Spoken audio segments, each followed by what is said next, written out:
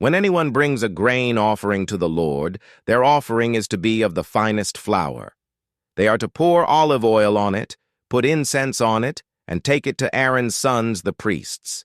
The priest shall take a handful of the flour and oil, together with all the incense, and burn this as a memorial portion on the altar, a food offering, an aroma pleasing to the Lord.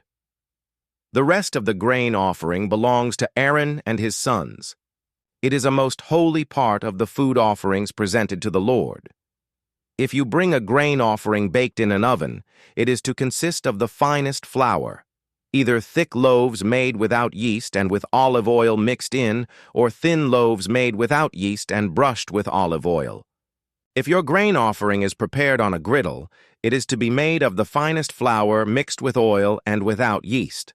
Crumble it and pour oil on it. It is a grain offering.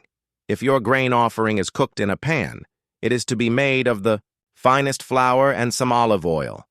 Bring the grain offering made of these things to the Lord. Present it to the priest, who shall take it to the altar. He shall take out the memorial portion from the grain offering and burn it on the altar as a food offering, an aroma pleasing to the Lord. The rest of the grain offering belongs to Aaron and his sons. It is a most holy part of the food offerings presented to the Lord. Every grain offering you bring to the Lord must be made without yeast, for you are not to burn any yeast or honey in a food offering presented to the Lord. You may bring them to the Lord as an offering of the first fruits, but they are not to be offered on the altar as a pleasing aroma.